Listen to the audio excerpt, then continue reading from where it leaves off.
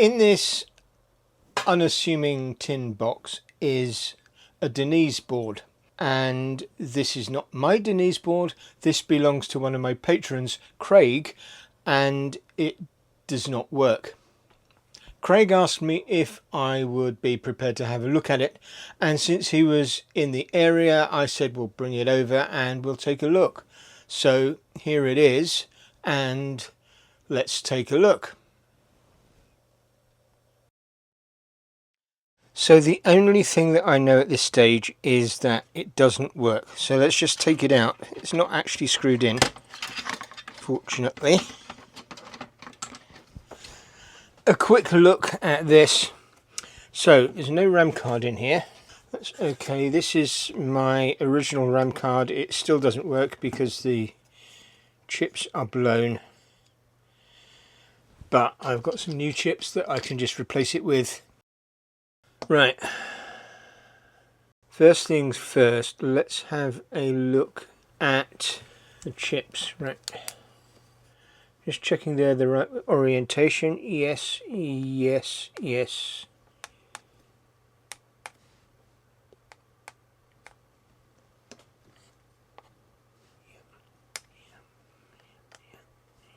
Yep. Yep. Yep. Yep. Yep. Yep. These are socketed. That's interesting. I don't know if that will make a difference. We're instructed in the instructions to solder those directly onto the board, but whether that's what the problem is or not, I don't know. Resistor missing from in between there. That's interesting. That is what should be a high power resistor, and it's the one that smoked on mine. Ah! Okay, so that's the resistor that should have been in the top. Probably not a problem. I haven't checked that they are correct in terms of bust versus not bust. Okay, well if we power it up as it stands, it should give us a green screen. It's got diagram 1.3 in it. Should give us a green screen because there is no memory. Let's just power it up and see what it does.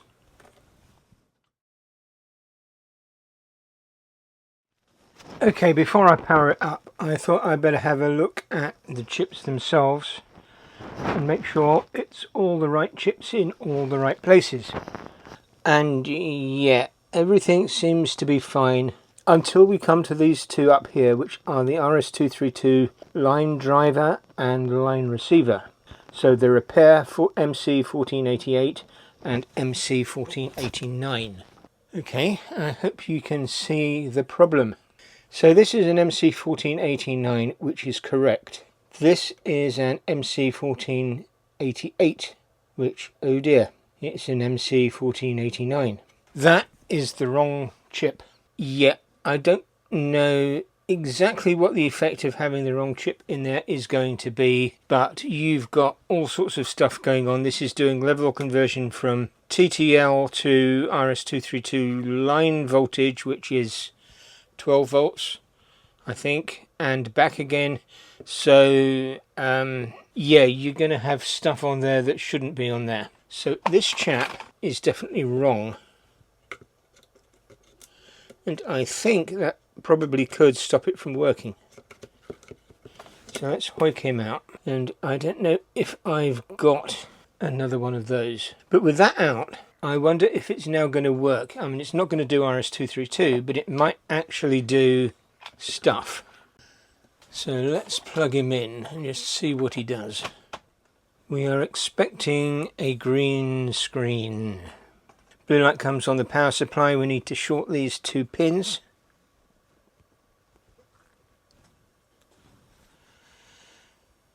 Okay, it's still doing nothing. And it's doing very nothing. We've got no video, no nothing. Okay, I've swapped in the 1488 out of my Denise. So let's just see what this does. Okay, once again. No, nothing. Okay. I've been using PCBWay for my own printed circuit boards for quite some time now. In fact, this was the first board that I ever laid out and designed and got produced. You take the Gerber files from your PCB layout program and you upload them to PCBWay, you set a few options and off you go. A week later you'll get the boards back. Prices start from $5 for 10 boards. They also do surface mount boards, and I've started myself producing surface mounted boards. These ones I soldered myself, but PCBWay will do that for you if you're not confident with your own soldering. They also do 3D printing, CNC machining, sheet metal fabrication, and so on. Check them out, www.pcbway.com.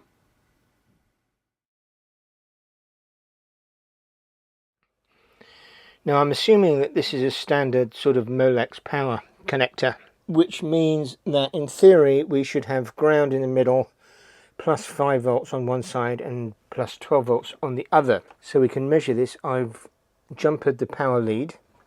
So DC 0 volts.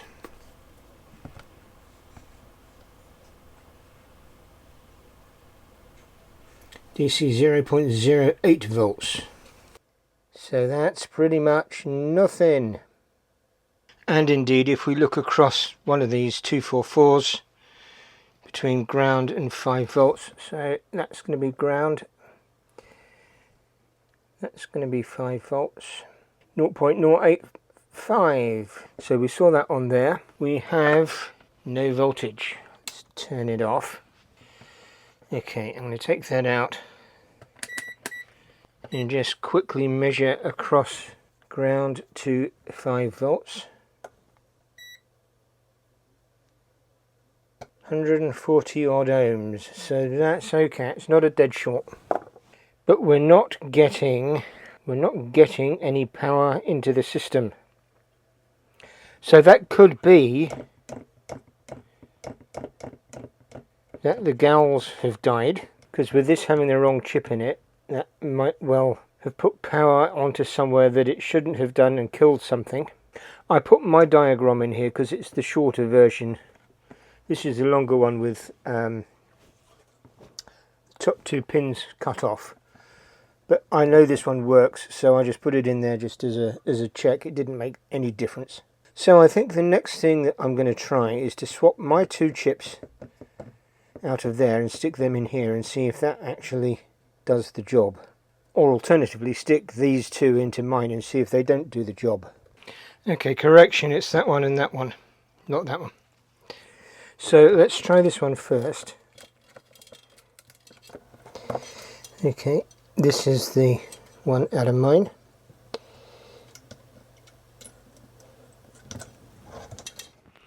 Okay, so you've got that in, we've got that in.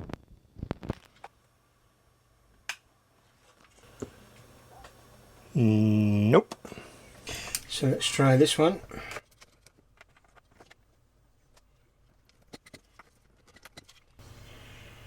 Nope.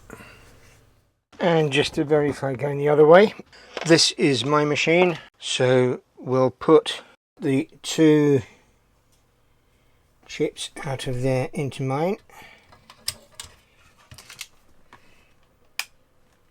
Powering on, and yes, that is coming up.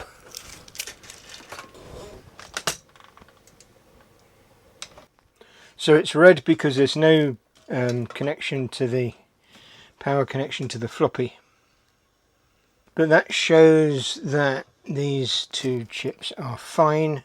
So we're looking for something else.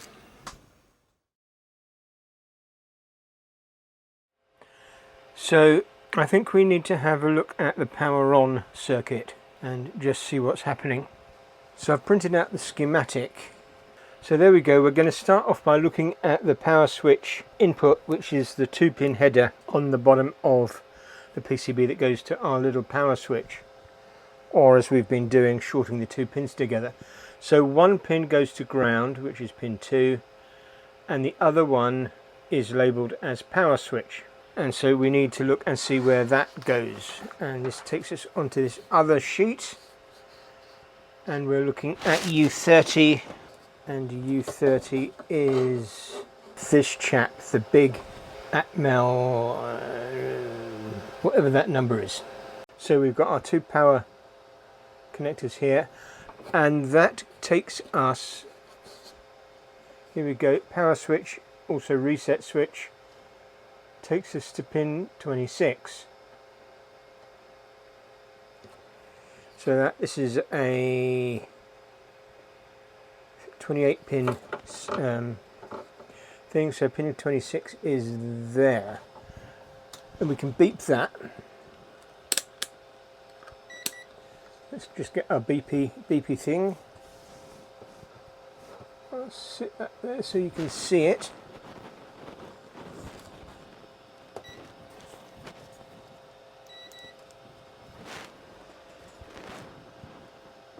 Right.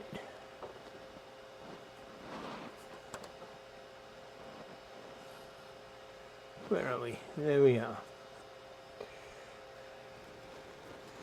So we should go from power to 28, 27, 26. There we go. So we know that we go there, and then that comes out on pin 14, which is labelled MCU ATX PS on. So we need to find where that goes. MCU ATX PS on goes to R64E pin 9, and then R64E pin 10 goes to ATX PS on, and that I've labelled it is pin 16 back on our big power connector. So the way that an ATX power supply works is that when you short pin 16 to ground, then it switches on, and you can do that manually or you can do that through this power switch setup. R64E, this is R64, which is, yeah, you can see that. Turn it around, so it's the right way up. There we go, R64. Pin 1 is at the top, so E is the bottom two pins. We can find that, and if we can see, there we go, there's the bottom two pins. So resistor, where are we? These two pins here. We're looking for 68 ohms.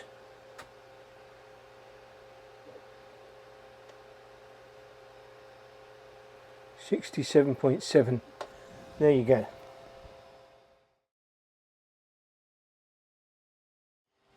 Now I've plugged it all back in.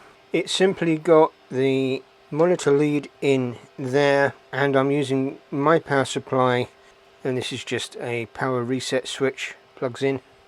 So let's try it, and predictably absolutely nothing.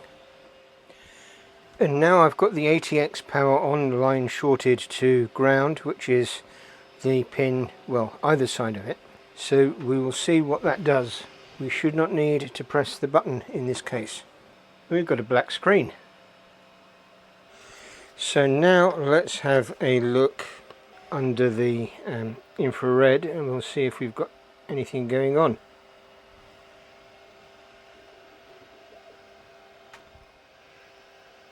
CPU's getting up to about 47.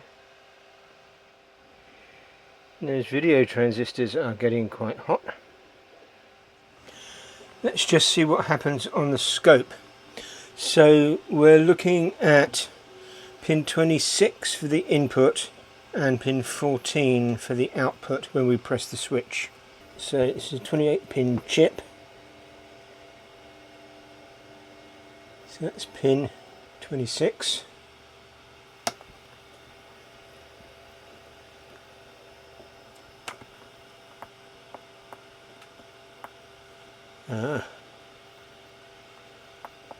Nothing happens.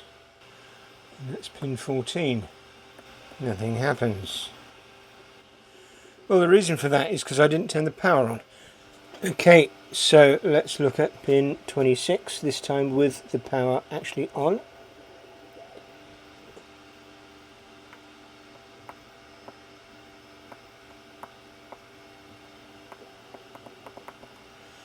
Nothing seems to happen when I press the button. and pin 28, sorry, pin 14.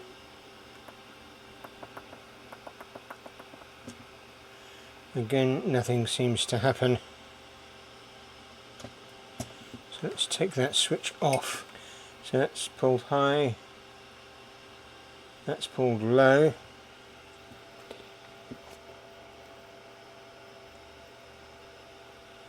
And that's pulled high.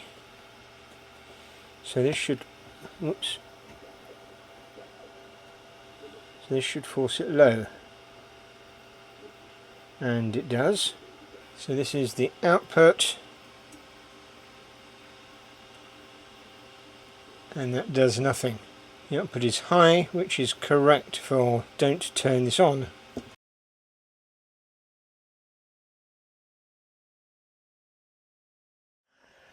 Now we're going to treat it like any other black screen Amiga, and first thing we're going to do is have a look at the bus signals and see that nothing is shorted. I've reoriented the board so that the CPU is notch up. That's just for ease of looking at the pinout, and I've actually labelled some of the signals that we are going to want to look at once we've switched it on, just in pencil so they easily rub off. So we'll start with the data bus, which is up at the top. And we're just going to beep out, whoops, adjacent pins. Look at that. And then down the bottom here we are on the address bus. And just work our way up the other side.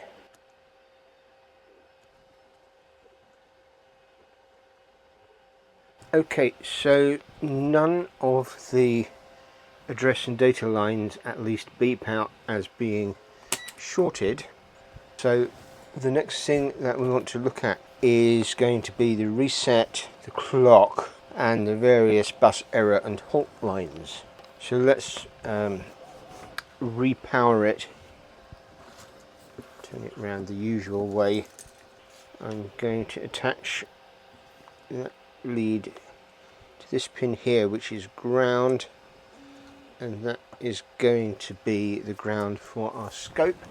So we've got the green wire shorted as previous in order to force the power to be on. So power on, power on. We have the black screen again as usual. So the first thing that we're going to look at is reset, and reset is pin 18. It's this one here. That does not look right. Let's have a look at pin 17, which is halt. That also does not look right. So what's that?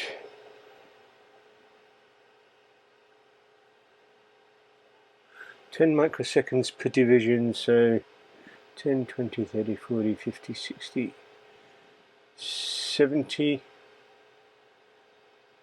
10, 20, 30, 40, 50, 60, 70 microseconds, and that's 7 microseconds per pulse. So let's look at the bus error line. That goes low if there's a bus error. That at least is high. And our clock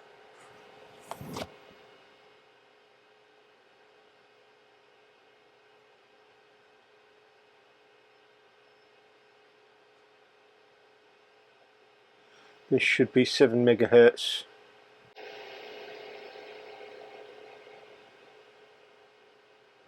Yeah, I'd say that looks about right.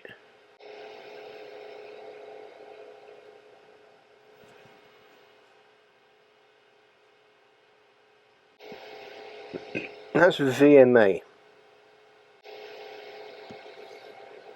That's E, which I think is a clock. VPA. So let's look at some data lines. So that's D0. Turn that up. It's D0, D1, D2, D3, D4. That looks kind of okay. Address lines A0, A1, A2,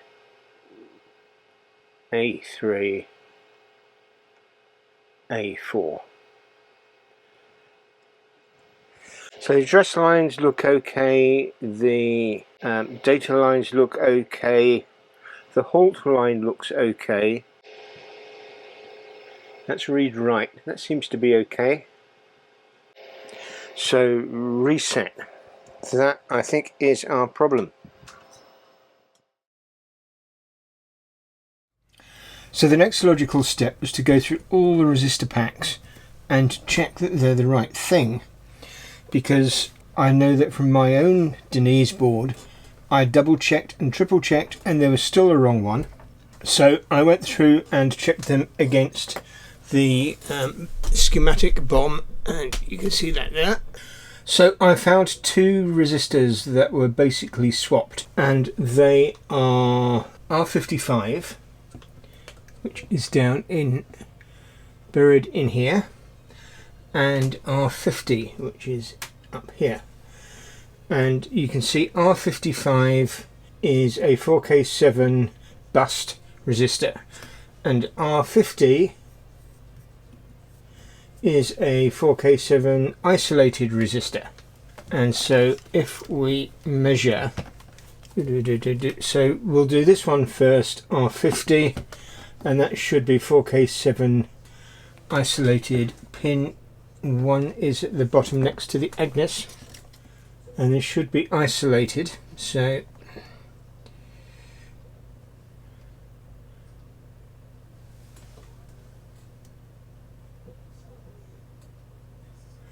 (4K7), so this should not be 4K7,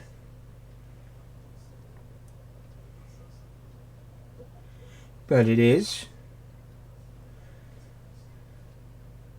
and it is, and it is,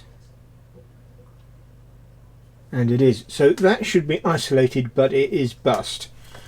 And the other one, which is this one in here,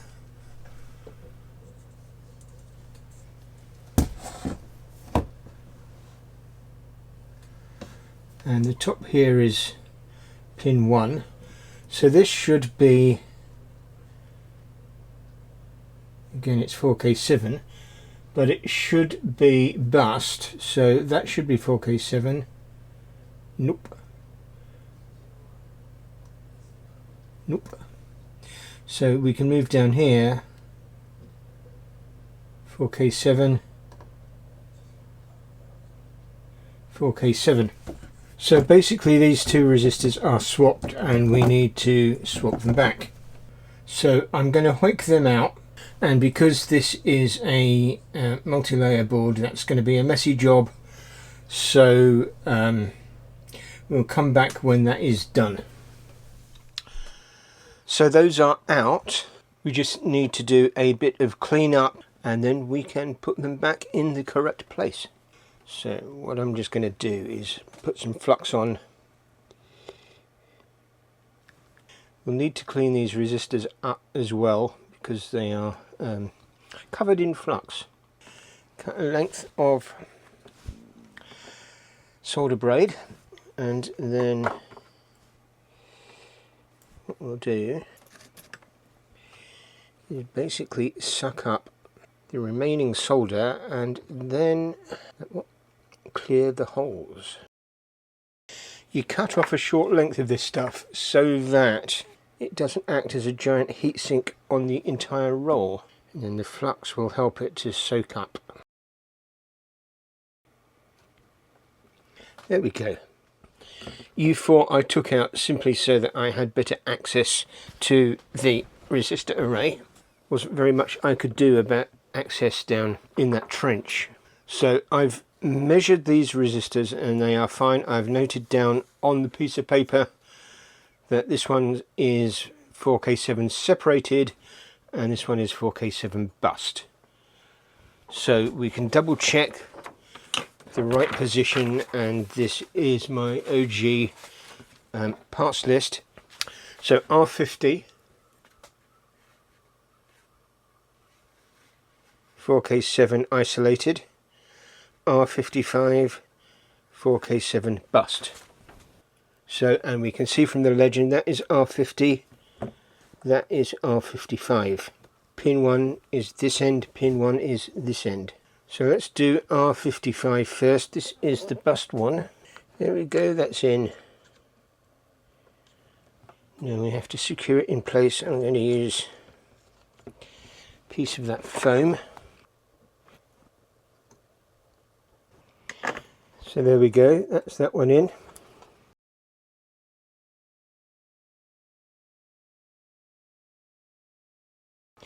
There we go. So shall we try it and see if that actually fixed the problem?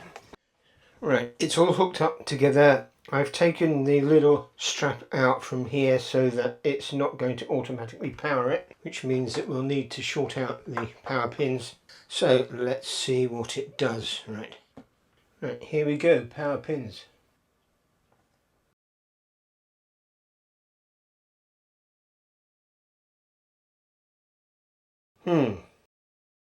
Still nothing. Okay, let's look at it under the infrared. This is a Zoe ZTR01, which I got off AliExpress. It's cheap and cheerful. So it's 40.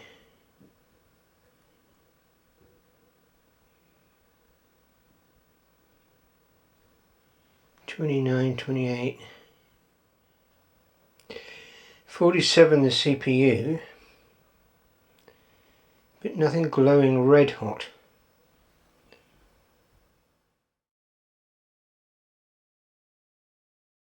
I was just going through swapping chips from the test board to my board and back again and seeing if the chips were faulty. As you can see, I've ticked most of them, certainly all the big ones, and then I spotted what I think is the problem. I wonder if you can spot it from here.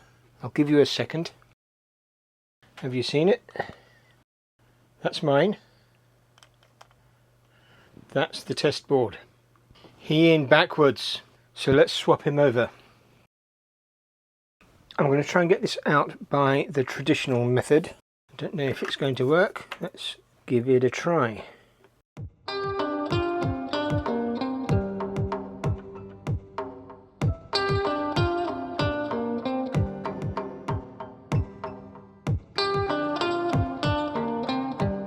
There we go. Plenty of flux.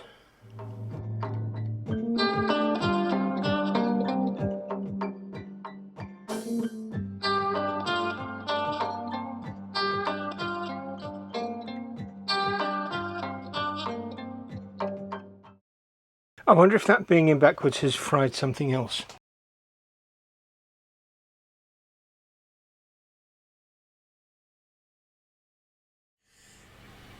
My microphone has gone missing, so I'm relying on the camera's internal microphone.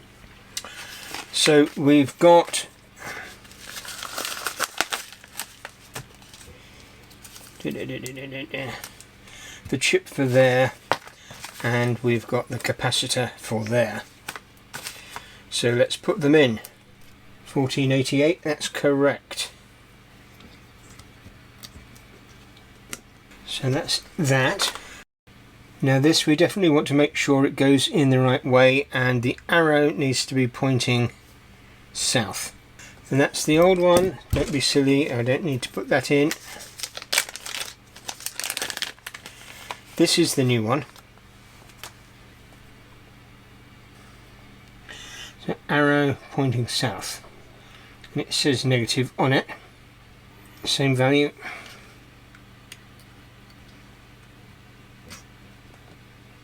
And it's just a matter of quickly soldering.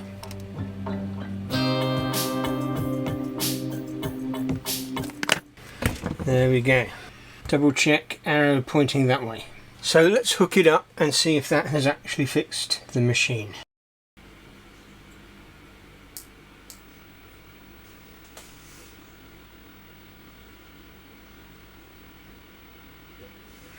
So the power LED comes on, but we get a black screen.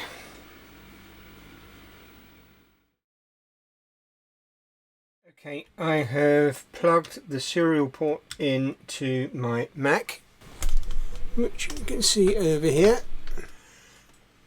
So if there's something going on, this should be outputting to the serial over the debug thing. Even though we've got a black screen and we can't see anything on the screen, we should... I've spotted it. I think I've spotted it. It's these in-turned pin sockets. So that might be what the problem currently is.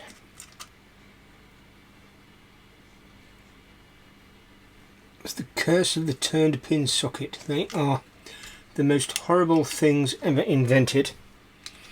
Okay, that's in.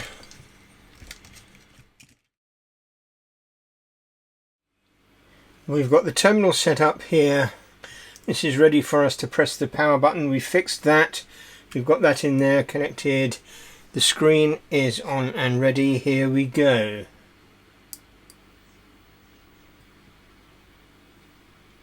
We've got output.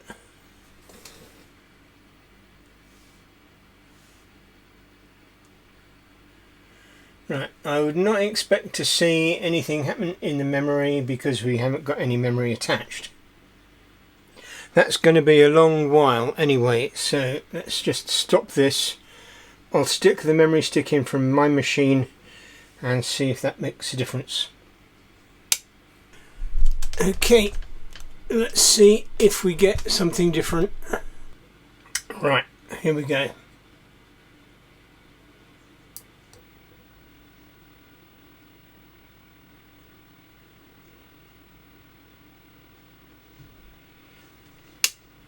That didn't work.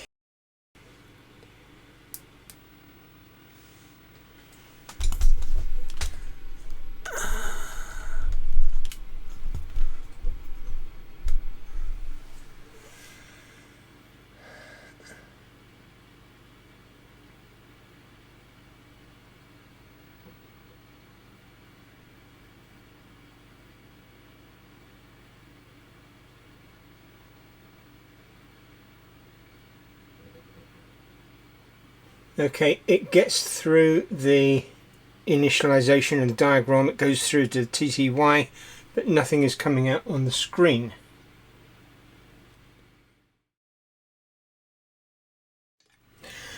So with nothing coming out of the monitor, what we're going to focus on is these three transistors here, which control red, green and blue signals from the display chip and send it out the back.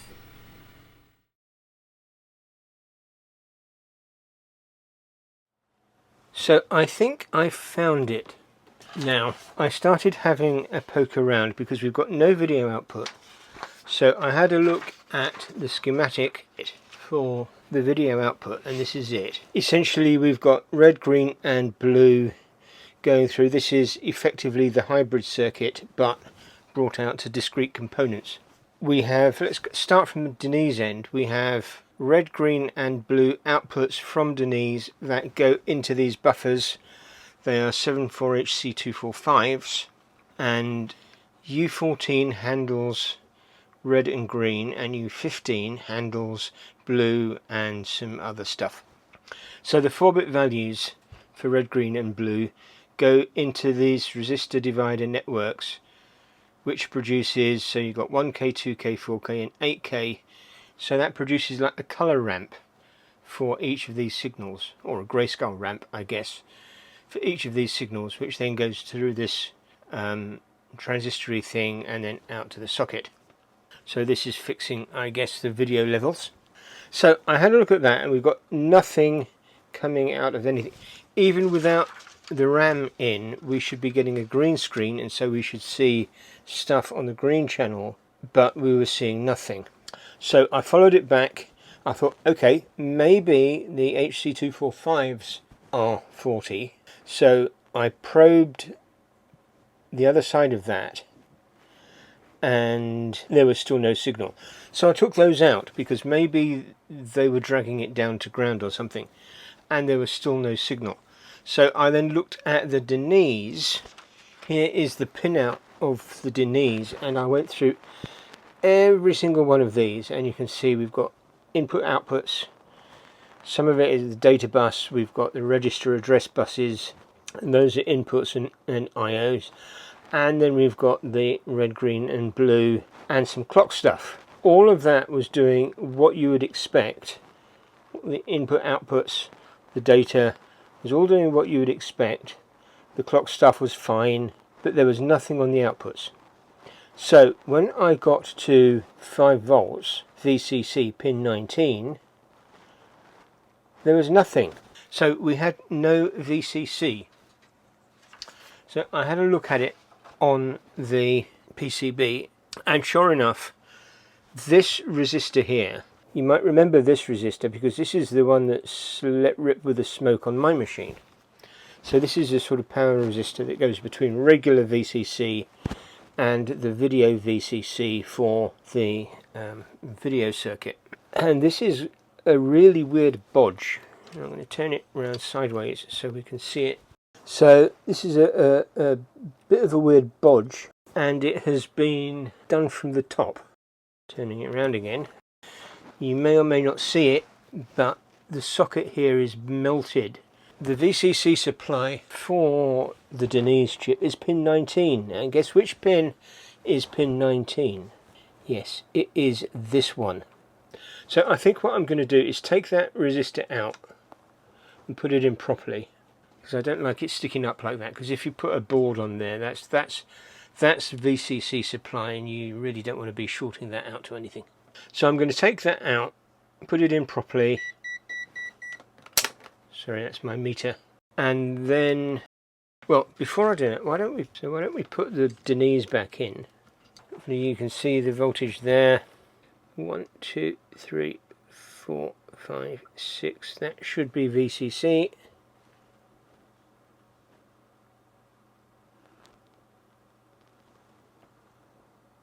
And no, there you see, it's 100k. So that's clearly not making a good contact. I think looking at it, because that's only going to be, yeah, that's only going to be trouble. So I'm going to take that out and put a replacement socket in there. Please stand by.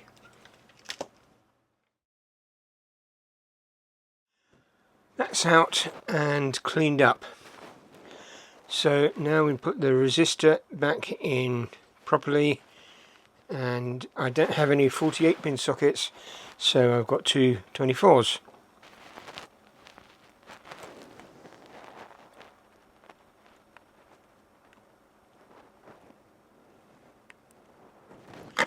So that's the resistor.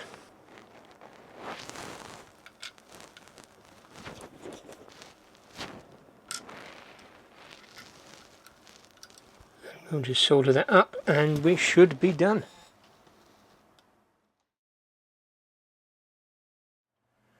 So what are we looking at? We are looking at U7, which is the Denise. This is the socket that I replaced, and I made a bit of a boo-boo. So somehow in the replacing of it, I managed to cut these tracks here. And essentially there's 2 tracks that got damaged and 2 tracks that got cut. You zoom back in on the microscope. So let me refer to my cheat sheet. So the big trace that is partially repaired goes between Denise pin 34 and H9 pin 5 and Zorro pin 15, and that is the CDAC control signal, whatever that is. I'm sure somebody will tell me in the comments that I have managed to repair. So that is this incredibly thin wire wrap wire, and that track actually goes to U32 pin 3, which is the pit next to the Agnes, and the _fire 1 button on the joystick or the mouse or something at the back. The third track that I've not managed to repair is the rather important signal called power on, and that goes, there we go, so that's U32 pin 3 there, and this track that I haven't managed to repair goes from this resistor here, which is the pull up 10k isolated pull up to 5 volts, and the power switch down here. I did not manage to repair that, so what I've had to do is flip it over,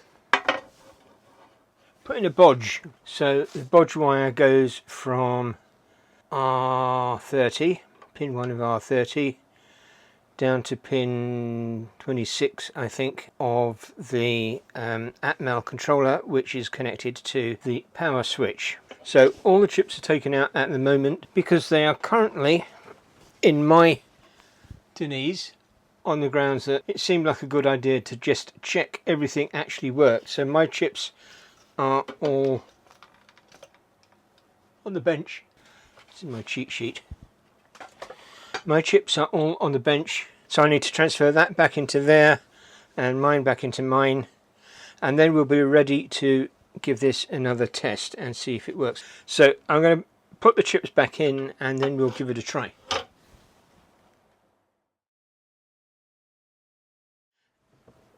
Right, so the chips are now back in. There's no memory, so when we turn it on it should give us a green screen, or I think a flashing red and green screen. So let's do it. Now that gap is now a lot shorter than it used to be. It used to be about 3 seconds, it's now maybe 1. So let's see what happens. 3, 2, 1. Power light, good. Grey. Green, red. Green, red. That's what we are expecting. So I'm going to stick some RAM in it.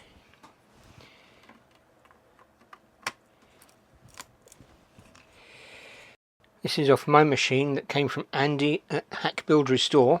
Thanks, Andy. Right, so on the power. Right, here we go.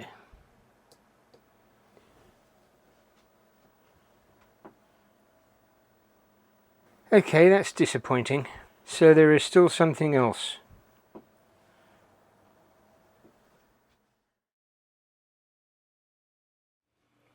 So the RAM. Now we're going to be looking at these 4 ICs here, which are the ones that are supposed to be soldered in. It may or may not be fortunate that they are not soldered in, and of course they drive this. You might notice I've actually put masking tape over the probe earth connection, because if you recall the last time I was prodding these signals with a probe, I killed my RAM. This may well have been fixed on the channel by the time you see this video, but as of this filming it is not fixed.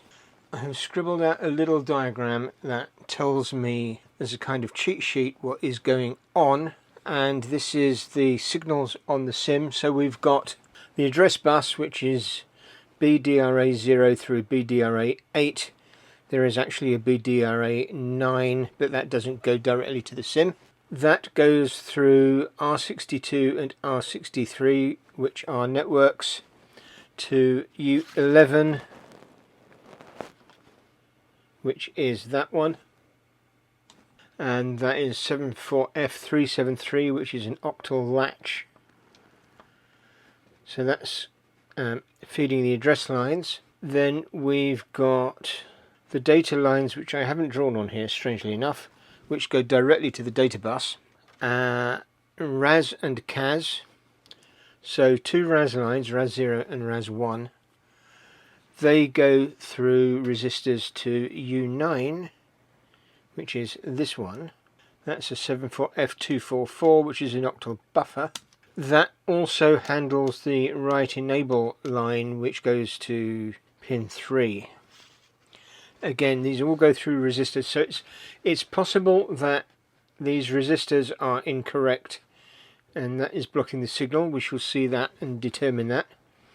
Then the CAS signals, 4 CAS signals, CAS low and CAS high, is split into 0 and 1.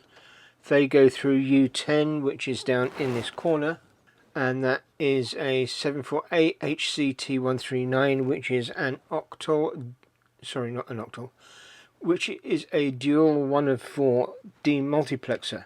So it takes 2 lines in and produces 4 lines out. And one of the inputs is the 9th address line. Sorry, 10th BDRA9, which is the 10th address line.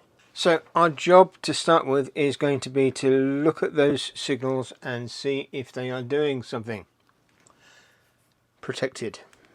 So I'm going to work my way down. So let's just start with U11 pin 2.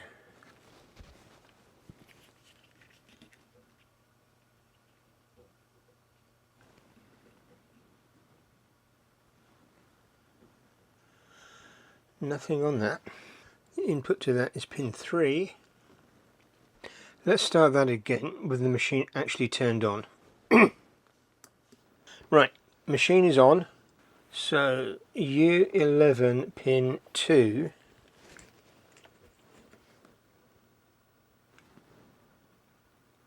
That's doing stuff.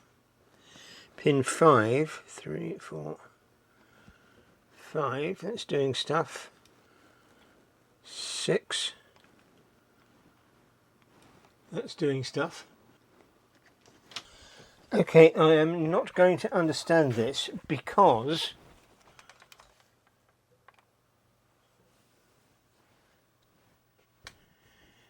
it's actually going. We didn't get very far through the test, and I don't quite understand why it now works when I haven't actually done anything to it from when it didn't work yesterday. 2 megs. Let's turn it off. The on-off switch is working. Turn it back on.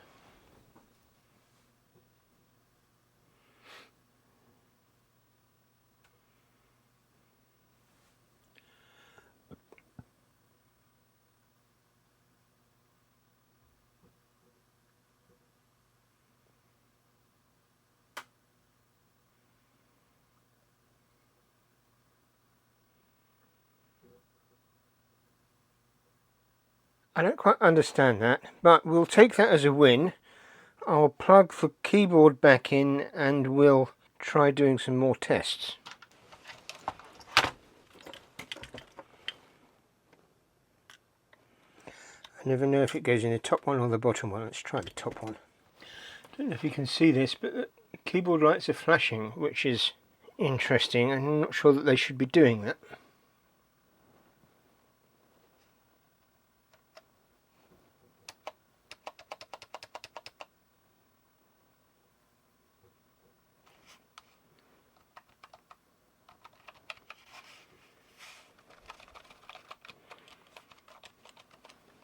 Perhaps that means I have it plugged into the wrong hole. Let's try it in the other hole.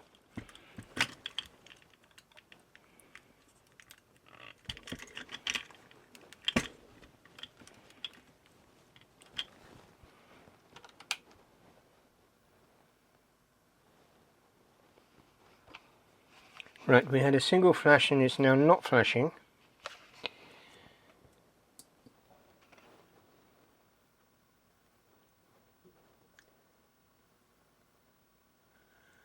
Ah, now that's interesting. So with the keyboard plugged into the bottom mouse port, it does not recognize there being any memory.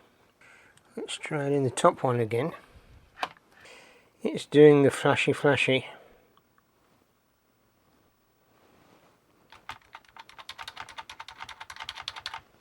And yeah, the keyboard definitely is not working. Okay, I've plugged in another keyboard. This is my extended one, same brand. It's just a bigger keyboard and so takes up more space. But we'll see if it works. I know this works on my other Denise. So, okay, power it on. Lights. The 3 lights flashed. You don't see it because it's on the other side of the keyboard, but that is actually going. And the keyboard lights are not flashing. It's in the bottom socket, which is the one that gave the out of memory before. Ah, this looks like it's going. Right. So we've got to the menu. Okay, let's go.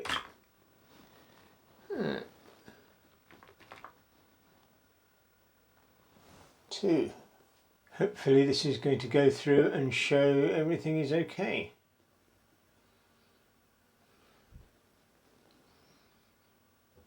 Yay, well that's going through. We'll stop that for now. I'll let it run.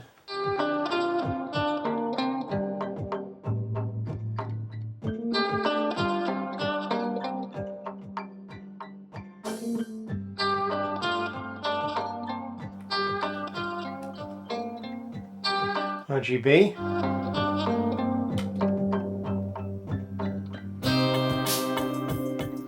That's a scroll.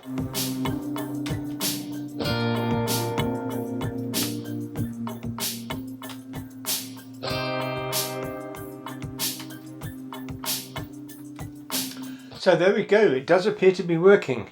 Yeah, so thank you for watching. If you've got this far, please check out my Patreon, like and subscribe. It helps the algorithm, helps me get views, helps people to find the channel and watch my videos, and you'd be doing me a solid. So I will see you next time. We will be doing something else.